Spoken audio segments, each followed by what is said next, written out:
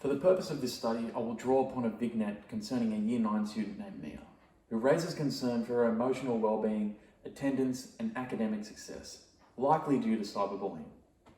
Mia has physically matured more than her peers and is seeking help with some issues she is currently experiencing.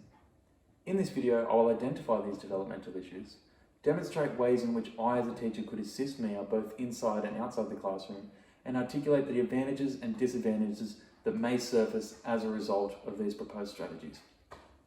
Some key developmental issues that I have most notably identified are physical development, referring to biological advancements in terms of puberty, physical growth, sex hormones, and reproductive maturation; social development, referring to our ability to respond to others, how we manage our emotions, communication skills, and formation of identity. It ultimately signifies the foundations in which we positively interact with one another with respect to family, peers, work, and relationships. Social and emotional development indicates our non-cognitive skills. And finally, cognitive development. This refers to the growth in thought processing, solving problems, retaining information, and decision-making. So the question I wish to answer is, how did each of these developmental issues relate to Mia's case study? Let's begin with physical development. As outlined in the vignette, Mia is notably more physically developed than her peers, which often has a number of negative effects for girls, such as low mood. It is evident that Mia becomes distressed after spending a great deal of time on her phone. Stanley Hall describes this period of adolescence as storm and stress. Given that teenagers are typically more turbulent and stressful than usual, in this instance, the fact that Mia is being cyberbullied may prove to be a better explanation of poor mood than Stanley Hall's theory of adolescent behaviour. Negligence. It can be assumed that Mia is repeatedly absent as a result of her distressed mood. Issues accepting body image. Mia's irregular behaviour may also be due to insecurities associated with her physically mature body in comparison to her peers. Experimenting with substance use. Now, this is unconfirmed and can't be immediately assumed, although it may be a possibility due to her diminishing attendance rate and inability to retain information. Research suggests that pubertal timing is a key biological cause of risk-taking behaviour amongst females that experience early maturation. This risk-taking behaviour often involves substance use. Problems with school. It has become evident that despite her interest in subjects such as maths and science, she is beginning to fall behind and has trouble retaining class content. Clashing with parents. Although Mia says she has a positive home environment, her parents are known to have very limited English language skills and struggle financially. This may present issues with assisting Mia in her school homework and perhaps various other problems that arise due to a lack of finances at home. Next, we have social development. It is evident that Mia often appears distressed after looking at her phone, which is believed to be the result of cyberbullying. We know this. A further result of this is that she often fails to attend class, alienating herself from her peers. She makes it clear that she wants to excel academically, although she just needs some extra assistance. What this says to me is there may be some underlying social development issues causing her non-attendance, as opposed to merely avoiding class due to the required learning content. There is a possibility that she is experiencing issues with a potential partner or perhaps peers within her year at school. According to Michael Carr Gregg 2002, one of the three big questions individuals ask themselves during middle adolescence is, who am I? What this means is that teenagers within Mia's age group often experience a significant identity crisis, which can often lead to diminished self-worth and well-being, and in some instances, resulting in suicide or self-harm. Mia is now at risk of this due to her irregular behaviour resulting from cyberbullying and her inability to keep up academically with the rest of her class. The final developmental issue identified in the vignette involves cognition. Highlighted in Mia's scenario is the fact that she often complains of forgetting class content and not being able to keep up. Despite the fact that she likes maths and science, she is falling behind, perhaps due to diminished well-being or mental health. Although Mia's failure to keep up may also be explained by her increased unattendance rate. An additional factor in this scenario is that her parents do not have phenomenal English language skills, which may pose issues in assisting Mia with her homework from time to time and understanding various concepts.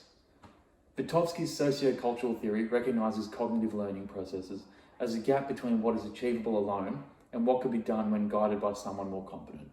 In addition, Jean Piaget identifies cognitive development in stages, with Mia's age bracket falling into the formal operation, which refers to reasoning and complex problem solving regarding a number of variables.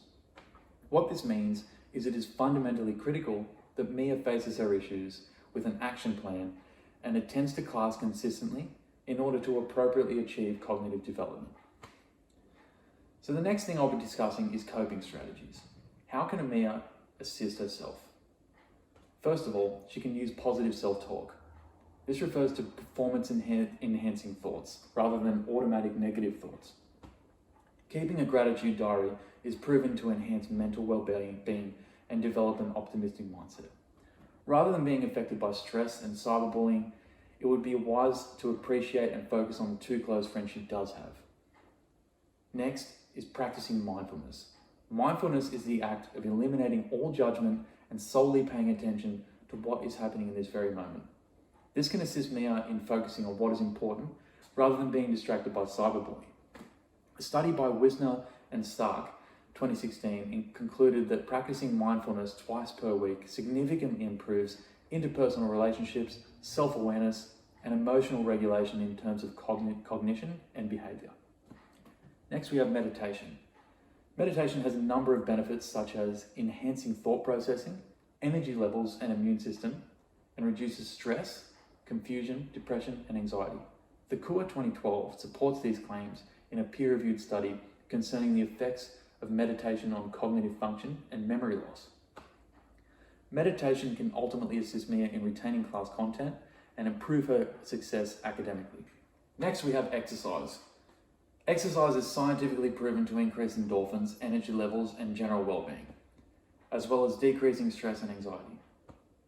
Exercise will get Mia in even better shape, which may potentially alleviate some insecurities with respect to her physically developed body type in comparison to her peers. Joining a team sporting environment may also help her develop social and emotional well-being through a social support system. This also develops confidence in her strengths as she is physically more developed and excels in sport. Finally, we could suggest less mobile phone usage. Cyberbullying becomes out of sight and out of mind. It's as simple as that. On the other hand, seeing as these are all individual tasks proposed for Mia to complete in her own time, we cannot be certain that she will implement them. The only way we can measure and keep track of her progress is through regular intervention, which is a lengthy process. Mia may also have trouble finding time and motivation to implement each of these strategies. Next, how can we assist Mia? First of all, we've got the child framework.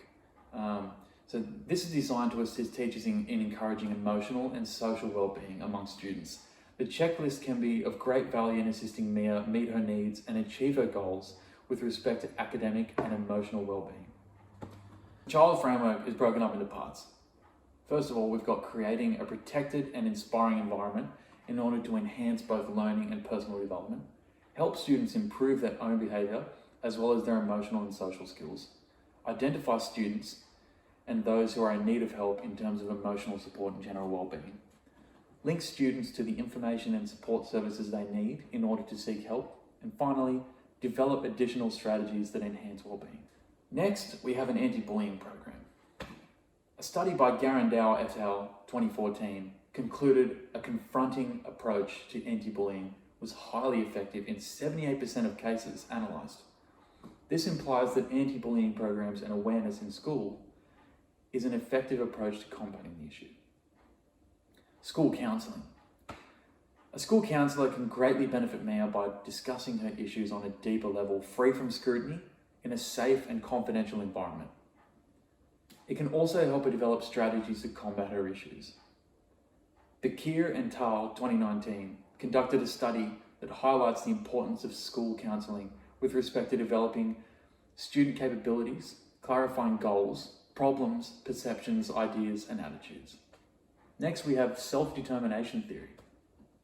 We as teachers must recognise and provide any additional assistance with class content Mia needs, whilst at the same time encouraging self-efficiency and belonging.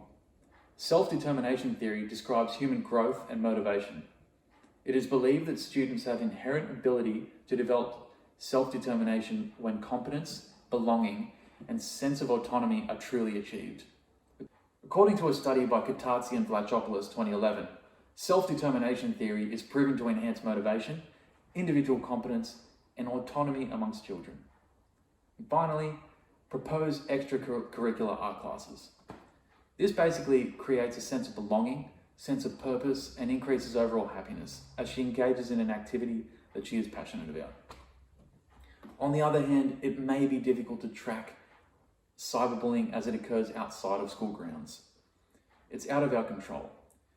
If other students become aware of Mia attending counselling, they may perceive her differently or as receiving special treatment.